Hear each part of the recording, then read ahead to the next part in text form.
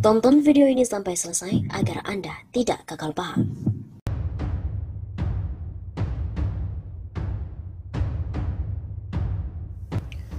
Lebih buruk dari Orde Baru, Gede Siriana pun mengatakan bahwa 6 tahun Jokowi berkuasa, korupsi merajalela dan sudah bentuk dinasti. Pemerintahan Joko Widodo dipandang jauh lebih buruk dibandingkan pemerintahan era Soeharto alias era Orde Baru. Hal itu ditegaskan oleh Direktur Eksekutif Indonesia Future Studies atau Infus, Gede Siriana Yusuf saat menjadi narasumber di acara diskusi obrolan bareng Bang Ruslan bertajuk KKN+D dan Dampak Besarnya yang digagas oleh Kantor Berita Politik RMOL pada Selasa 30 Maret yang lalu. Dalam acara ini, Gede menampilkan sebuah bagan terhadap KKN+D, yaitu korupsi, kolusi, nepotisme plus dinasti. Menurutnya, dirinya melihat sebuah fakta bahwa sejak tahun 2004 sampai dengan 2020, sebanyak 141 kepala daerah terjerat kasus korupsi, 120 yang ada di antaranya bupati wali kota dan 21 gubernur. Artinya di sini korupsi di era reformasi justru semakin parah. Mengapa semakin marah? Karena dia melahirkan dinasti. Dinasti sendiri menurut Gede juga bisa terbentuk apabila sudah terjadi akumulasi aset harta dari korupsi. Nah, kemudian itu kenapa di era reformasi justru melahirkan dinasti. Artinya, korupsi jalan terus melahirkan akumulasi aset. Akumulasi aset ini digunakan untuk membentuk dinasti, dan dinasti ini akan menghasilkan lagi atau melahirkan kembali korupsi yang maha dahsyat. Sehingga Gede berkesimpulan bahwa era reformasi khususnya di pemerintahan Jokowi jauh lebih buruk dibandingkan dengan pemerintahan era Soeharto. Bisa dilihat, 6 tahun kepemimpinan pemerintah Soeharto itu belum ngapa-ngapain, belum ada kasus korupsinya, belum ada dinastinya. Tapi di era pemerintahan 6 tahun Jokowi berkuasa, korupsinya merajalela dan dia sudah membentuk dinasti. Anak dan mantunya sudah bisa tampil. Padahal kalau dia bukan anak presiden atau mantu presiden itu mungkin saja siapa yang mau pilih. Demikian kata Gede.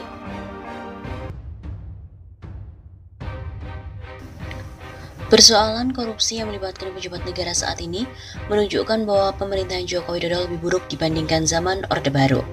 Hal ini disampaikan Direktur Eksekutif Indonesia Future Studies Gede Siriana Yusuf saat berbincang pada dialog virtual dengan tema KKN+D dan Dampak Besarnya, di mana digelar oleh Kantor Berita Politik RMOL. 6 tahun kepemimpinan Soeharto dia belum ngapa-ngapain, belum ada dinasti, tapi 6 tahun Jokowi berkuasa, korupsi merajalela dan dia sudah bentuk dinasti. Anak mantunya jadi kepala daerah. Gede juga menjelaskan, secara umum persoalan korupsi di era reformasi saat ini menunjukkan indikasi yang semakin parah. Hal ini terjadi karena adanya upaya-upaya penguasa untuk melahirkan dinasti dengan memanfaatkan akumulasi aset dari hasil korupsi. Akumulasi aset digunakan untuk membentuk dinasti, dan dinasti melahirkan kembali korupsi yang dahsyat.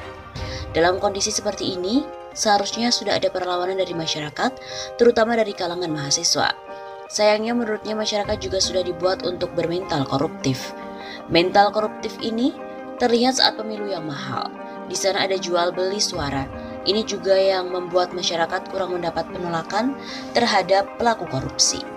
Begitu pungkasnya.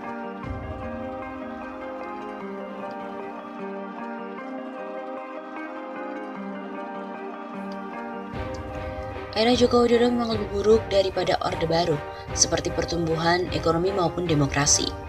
Jokowi menggunakan politik Solo yang memanipulasi secara halus. Soeharto politik Jogja memanipulasi rakyat halus juga. Tapi lebih gaya Solo lebih tidak kelihatan.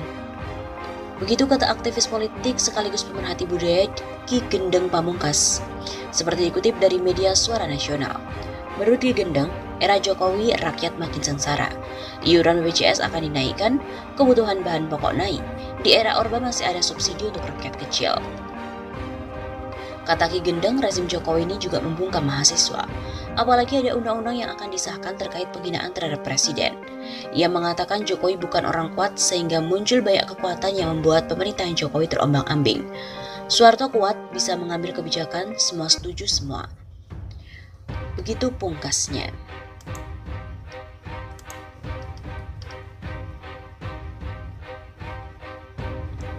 Ekonom senior Institute for Development of Economic and Finance, Didik Rahbini juga menilai kesenjangan sosial pada masa pemerintahan Joko Widodo lebih buruk dari era Orba.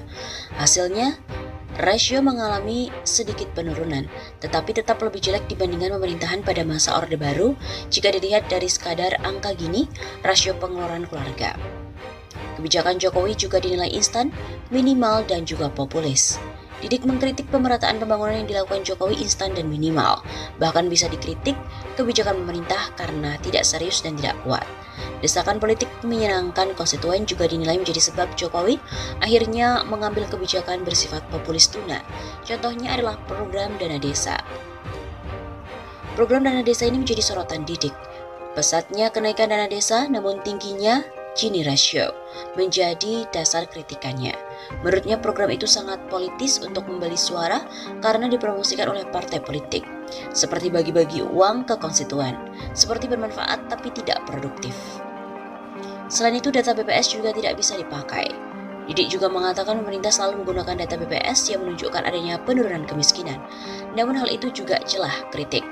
Didik mengatakan angka Gini rasio pada saat ini masih jauh lebih tinggi dari masa Orde Baru, sehingga penurunan tersebut bukan suatu prestasi khusus.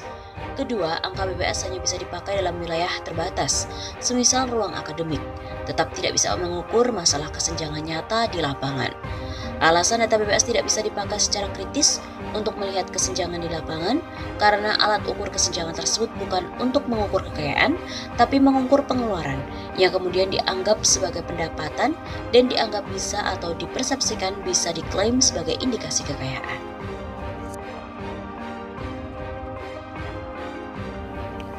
Lebih buruk dari Orde Baru, Gede Siriana pun mengatakan bahwa 6 tahun Jokowi berkuasa, korupsi merajalela dan sudah bentuk dinasti. Pemerintahan Joko Widodo dipandang jauh lebih buruk dibandingkan pemerintahan era Soeharto alias era Orde Baru.